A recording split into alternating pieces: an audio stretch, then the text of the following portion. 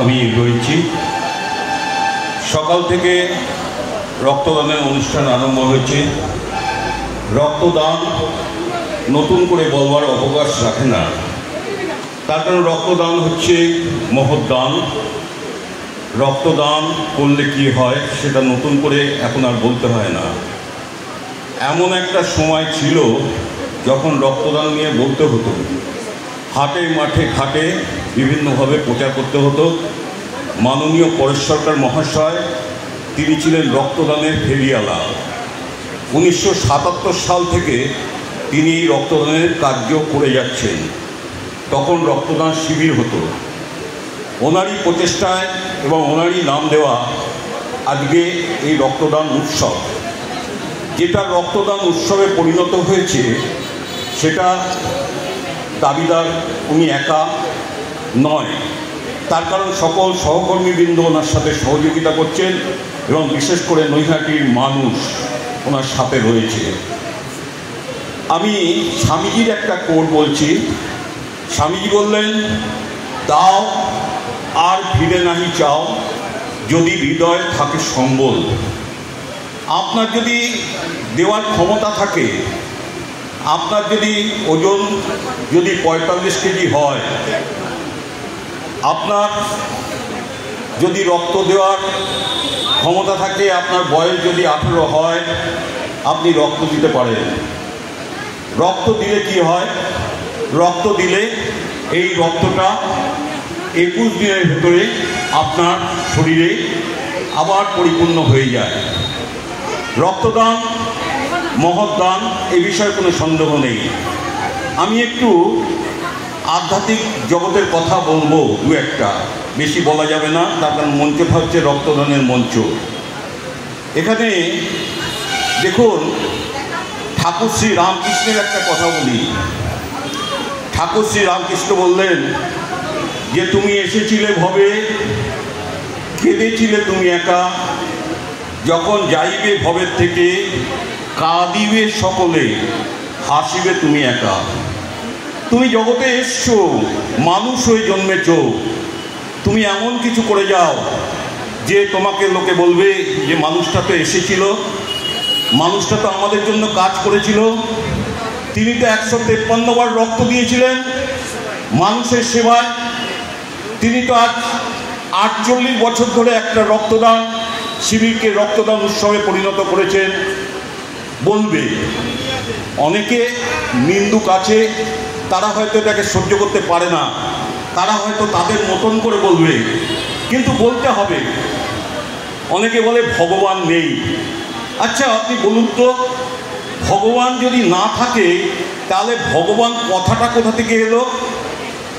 যে জিনিসটা নেই, দেখুন আলো আছে বলে, অন্ধকার আছে বলে আলোর এত দাম। যদি অন্ধকার না থাকতো তাহলে কি আলোর এত দাম থাকতো? জগতে সব রকম মানুষই আছে, অনেক ভালো মানুষ আছে পৃথিবীতে, তাদের দ্বারা অনেক ভালো ভালো কাজ সংগঠিত হচ্ছে। বহু মানুষ আছে তারা এলো আর গেল, তাদের কথা কেউ মনে রাখে না। তারা আসে, তারা কাজ করে না, তারা নেয়, সুযোগ নেয়, সমাজের থেকে নেয়, তারা সমাজকে কিছু দেয় না। দেখুন আমরা যে অক্সিজেনটা গ্রহণ করি না, এই যে বাতাসে যে অক্সিজেনটা দিচ্ছে গাছ, এই অক্সিজেন দিচ্ছে, এটা কত পরিমাণে আমাদেরকে দিচ্ছে, তার দাম কত হওয়া উচিত? আমরা বেঁচে রয়েছি। আমাদের ঠাকুর শ্রী রামকৃষ্ণ বললেন যে ঈশ্বর দর্শন মানুষ জীবনের উদ্দেশ্য। তা আমাদের জীবনে ঈশ্বর দর্শন হবে কি না হবে আমরা জানি না, কিন্তু আমরা কর্মের মধ্যে দিয়ে কাজ করে যেতে পারি। আমাদের স্বামী বিবেকানন্দ কি বললেন? বহুরূপের সম্মুখে তোমার, সারি কথা খুঁজিতে ঈশ্বর, জীবে প্রেম করে যেই জন, সেই জন সেবিতে ঈশ্বর। তাহলে ঈশ্বর কোথায় আছে? ঈশ্বর তিনি আছেন মানুষের ভেতরে। সেই মানুষকে যদি সেবা করা হয় তাহলে আমরা ঈশ্বরের কাছে পৌঁছাতে পারব। এই রক্তদানের মাধ্যমে মানুষের সেবার কাজ। মা সারদা কি বলছেন জানেন? মা সারদা বলছেন, দেখো বাবা, যার আছে সে মাপো, আর যার নেই সে জপো। তার কারণ যার আছে সে দান করো। তুমি দান করলে তোমার দান পরিমাণ অনেক বেড়ে যাবে। তার কারণ দাও, স্বামীজির কথা, দাও আর ফিরে নাহি চাও, হৃদয়ে যদি থাকে সম্বল। তা আমাদের হৃদয়ে যদি সম্বল থাকে, এই যে রক্তদানের কাজটা করতে গেলে, এই যে 15 তারিখ থেকে 15ই আগস্ট থেকে আজকে 19শে আগস্ট রক্তদানের কাজ হচ্ছে। এখানে আঁকা প্রতিযোগিতা হয়ে গেছে, এখানে মঞ্চে বিভিন্ন সাংস্কৃতিক প্রতিযোগিতা হয়ে গেছে এবং আরও কর্মকাণ্ড রয়েছে। এই যে কাজটা করতে গেলে অর্থনৈতিক একটা প্রয়োজন হয়, তো অর্থটা একটা বিরাট ফ্যাক্টর। অর্থ না হলে, আবার দেখুন, এই অর্থটা হচ্ছে অনর্থের মূল। অর্থের জন্য অনেক কিছু সংঘর্ষ হচ্ছে। আজকে জগতের সংঘর্ষ যত হচ্ছে না, সব এই অর্থ এবং তার লালসা। মানুষের এই লালসা মানুষকে নিচের দিকে নিয়ে যাচ্ছে, নিম্নগামী করছে। কিন্তু আপনি কি করবেন? আপনার ভেতরে ঈশ্বর সচেতনতা দিয়েছে, আপনার ভেতরে ঈশ্বর প্রেম দিয়েছে, আপনার ভেতরে ভালোবাসা দিয়েছে, আপনি সেখানে কাজে লাগান। এই যে দেখুন না, কি সুন্দরভাবে যারা রক্ত দিচ্ছে, এরা তো এক একজন সৈনিক, এরা সৈনিক এক একজন। তার কারণ এরা হয়তো দেশ স্বাধীনের সময় যারা দেশ স্বাধীন করেছিল তারা ছিল দেশপ্রেমিক এবং তারা আজকে শহীদ হয়েছে, তারা দেশের জন্য প্রাণ দিয়েছেন। এরাও কিন্তু বড় সৈনিক, তার কারণ দেশের জন্য, মানুষের জন্য এরা রক্তদান করছে। রক্ত কোনো কলকারখানায় তৈরি হয় না, রক্ত কোনো গবেষণাগারে তৈরি হয় না। মানুষের দেহ একমাত্র রক্ত দিতে পারে। বিজ্ঞান এখন অনেক উন্নত হয়েছে, বিজ্ঞানে মানুষ চাঁদে পৌঁছে যাচ্ছে, মানুষ চলে যাচ্ছে মঙ্গল গ্রহে, কিন্তু বিজ্ঞান এখনো পর্যন্ত রক্তের বিকল্প আবিষ্কার করতে পারেনি। তাই মানুষের শরীর থেকে নিয়ে কম্পোজিশন করে 4টি ভাগে বিভক্ত করে 4টি মানুষকে এই রক্ত দেওয়া হয়। আপনার দান কিন্তু কম না। আপনি রক্ত দিচ্ছেন, মনে করবেন যে আপনি ঈশ্বরের সেবা করছেন। ঈশ্বরের সেবা শুধু মন্দিরে গেলে পুজো দিলে হয় না। ঈশ্বর মন্দির, মসজিদ, গির্জায় তিনি থাকেন বটে, কিন্তু মানুষের মধ্যে তার বেশি প্রকাশ। তাই আসুন আমরা এই যে দিন, এই যে দেখুন গুটি গুটি পায়ে আজকে 48টা বছর, 77 সালে রক্তদান শুরু হয়েছিল, তখন ছিল একটা চারা গাছ। আজকে গাছটার বয়স হয়েছে 48 বছর। যে শিশুটা জন্মেছিল 48 বছর আগে, তার বয়স হয়ে গেল ভারাক্রান্ত, সে 48 বছরের পদার্পণ করেছে গুটি গুটি পায়ে। তার যৌবন অতিক্রান্ত হয়ে সে এখন বার্ধক্যের দিকে এগোচ্ছে।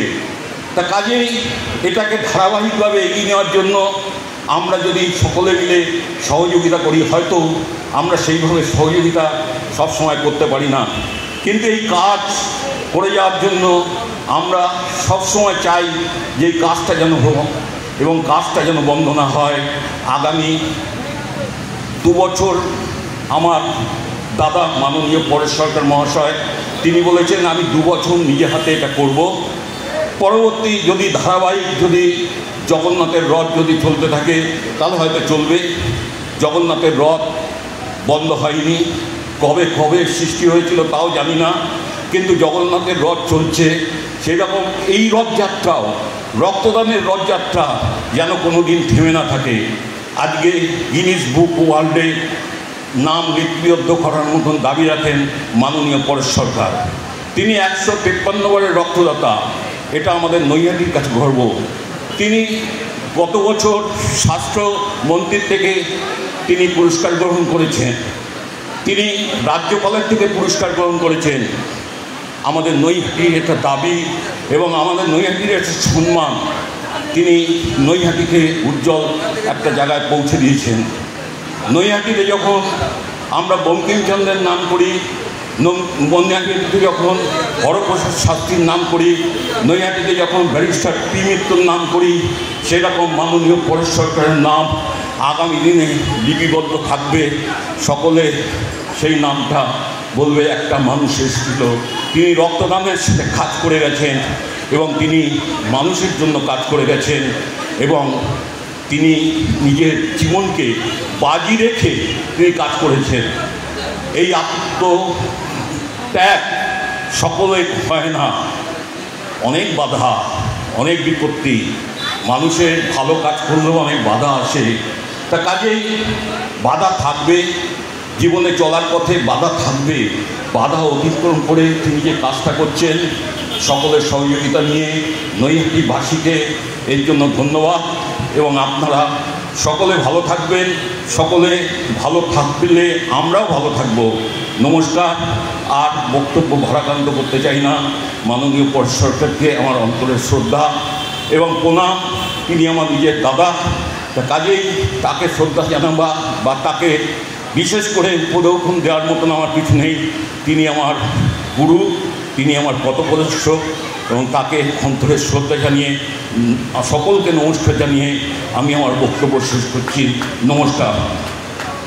আমরা মঞ্চ থেকে আমি বসে অনুষ্ঠানে চলে আমি এই মুহূর্তে আমাদের খায়া মোহাম্মদ এখন পশ্চিমবঙ্গ প্রদেশ কংগ্রেসের সাধারণ সম্পাদক আছে। একটা সময় জীবন করতো সেই খায়া মোহাম্মদ এখন আমার বয়স একটু বড় বয়স, যদিও আমার ছোট, আমাদের মঞ্চে এসে আমি সুব্রত বলবো একটু বরণ করে নাই আর জেলা